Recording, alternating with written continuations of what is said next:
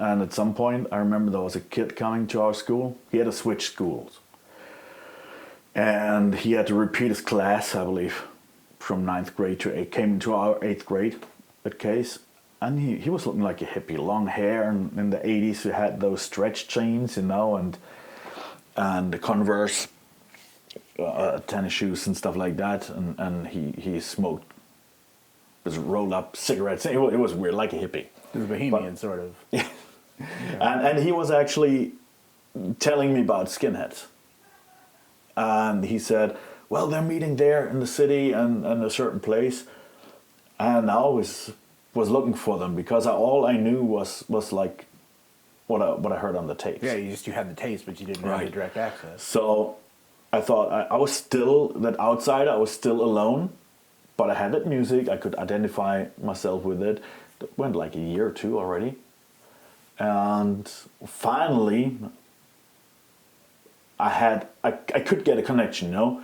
That kid told us about that. So I went, it was some kind of a fair or something. And I went there and met 5 or 6 of them and kind of joined their gang. It's not like here in the US, if you hear about skinheads, that's most like Aryan Brotherhood and really violent gangs. It wasn't like that. It was a group of 4 or 5 skinheads, and the one had a regular job. He went to work every day, and it was just a weekend partying and everything. 2 of them went to school, college. I went to school, I still went to college for electrotechnic stuff or whatever, you know, electroengineering. And which I then dropped out because I rather liked to go drinking and I wasn't interested in school anymore. But most of those kids had jobs and lived a relatively normal life. It's not that much gang related. It was more like a biker gang nowadays, you know, a little bit into trouble, weekend going to clubs and whatever, start fights. But Monday you turn into the regular working class guy. And that was a big skinhead thing back in the days, the working class, you know, instead of being a gang person. So, and I liked that, but it got worse, and I got deeper into that quicksand again, you know, and you just can't get out. And there were a lot of situations where I was doubting, but you can't get out that easy. Now, I've been around you a bit, so I am cheating again, another episode of Conversation Strangers. And there's one thing I've never heard you talk about, which is something I've been wanting to ask you. How did you get out? Was there like a moment where you were just like, all right, I'm done with this? Like, was there like a point? Was there a situation? Was there a happenstance? Yes and no. And this is with many people different who get out of those movements. I know somebody, he got out, like his daughter or his son was born, and all of a sudden he held that kid, you know, knew, okay, I don't want to put the child in the world. I mean, I had 3 kids. I put 3 kids in this world while I was in that movement. But that was not what got me out, even the opposite, because I was proud to put these 3 white children in this world to save the white race. I was convinced of that crap, you know what I mean? And so that wasn't it, but I had doubts. Just said it before. But the problem is you have doubts and think, maybe I should stop doing all this crap and just be normal, you know?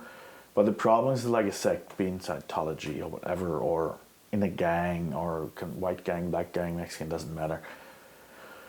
There's 2 big factors. Number 1, you live in your bubble with your friends. So if you talk to the outside world and you're obviously a member of that gang or in that bubble, you know, they judge you. They don't talk to you like to a normal person. They look down to you and judge you just from how you look like.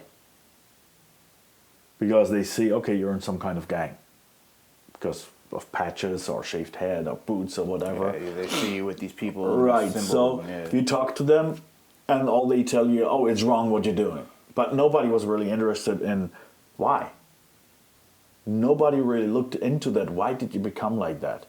They were all just beating you with a stick, you know, and telling you, oh, it's so wrong. And yeah, maybe I even knew that it was wrong. But hey, why should I stop doing that? You rather would see me where I am at. I don't want to be judged and beaten on what, you know what I mean? So who do you talk to? Then you talk to your friends. They don't want you to leave. Oh, yeah, obviously. They're sure that it's right what you're doing. Okay, then you stay. Yeah, gobble gobble, you're one of Right? us. Yeah. And that's the thing. It's like you're hanging in between. If you leave, you're a traitor to your old friends, and the society doesn't want you either. Who wants an ex-gang member or something like that, you know? Yeah. It's hard. It's difficult, yeah. Fortunately, I was never convicted of any serious crimes or anything, you know? I never did time. So I was really lucky, you know? It could have been way worse, so I'm really glad. But still, people judge you, and you know that, so you're afraid. So every time I had doubts, I stayed. Just wiped away those doubts, you know. And my friends, they swept them away and just assured me that they're wrong, those doubts, and it's right what I'm doing. So, okay. There were a couple, like, being in that movement, I guess, in every gang or every group, like every extremist group, actually. Because that's what gangs are. Yeah. Or even you could be in a Muslim extremist group, you know, you could be in a white racist extremist group, whatever it is. You're under pressure. Because you've got enemies. And those are real enemies. In that case, as a white supremacist or racist, everybody's your enemy because everybody's either a race traitor or everybody is Jewish controlled or of a different race. You know what I mean? That's only other society. The whole society was your enemy because it's peaceful, maybe a multicultural society, which was actually a thing was promoted in Germany. So everything was your enemy.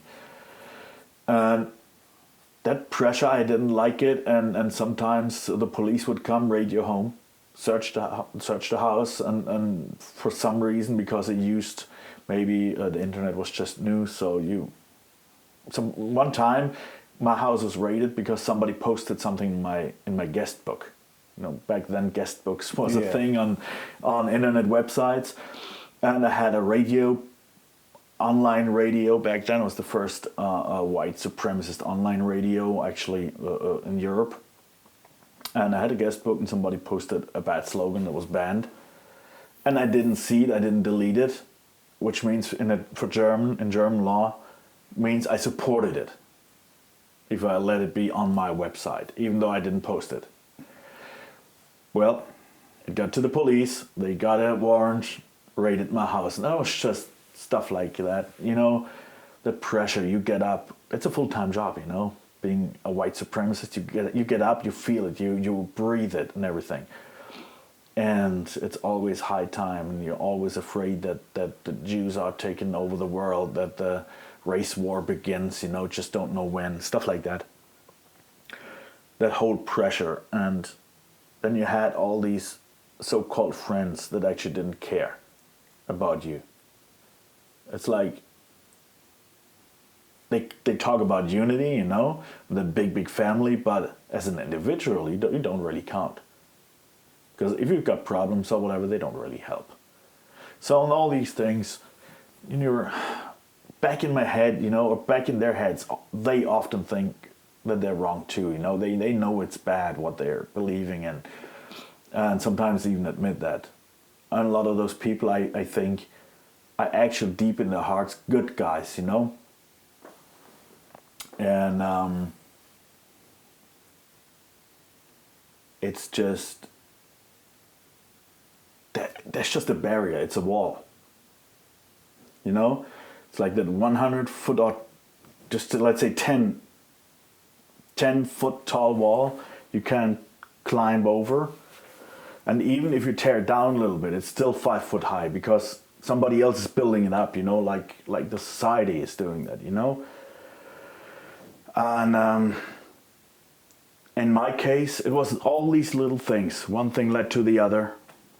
And then you still stay because of the society, because you talk to people, you know how they judge you. So you actually want to leave, but it's still afraid, starting that new life. Imagine it like an abusive relationship. Yeah, the Stockholm syndrome, where you can't get out. And yeah, right. You feel attracted to it. That too, yeah. But also, you're afraid of that new start. You have to start over new. Maybe a different city. New friends. You don't have friends. Your family already turned away from you. You don't have anybody. You're just afraid. You're scared to death to make that step. into that other room, you know, that you don't know what's in there. Just you expect tons of people who are just judging you, and they will reject you. They will not let you be part of that society.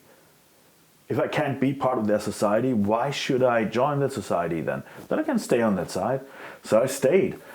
And it was just, I remember in 2000, I went to Scandinavia a lot and had friends there of a very radical group. They were like Blood and Honor. And they had another group was like Combat 18, and they were a little bit more into violent acts, which I thought, hey, they're really cool. They do something, you know. It's not just talk. Right, exactly. But I wasn't, fortunately, I never got too deep into that. So, but I went to those Blood and Honor groups. I was invited. I was a musician. I was actually one of those who pulled other people in at that point. So I started my own bands and everything, released albums and everything.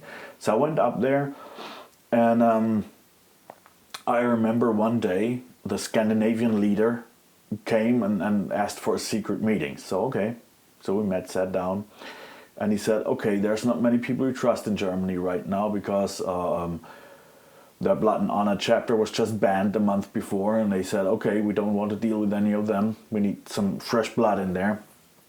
And we need somebody to run the worldwide Blood and Honor website and translate a book he wrote. And that was actually a book promoting of the violent fight. So he sent me that book via email. I started working on that website a little bit and was kind of proud that I was chosen to do that, you know. But then I started translating that book into German, and I was like, man, that's really hard stuff, you know? Listening to other people's music is one thing. Reading it is one thing. But if you sit there and translate it, you'll make it your own words. And you know, and I was at the doorstep with my foot on, and I was here, and on that side of the door was terrorism. And I had my foot on the doorstep. And that doorstep was that book, you know? And I decided, okay, no, that's tough stuff. I don't want to do that.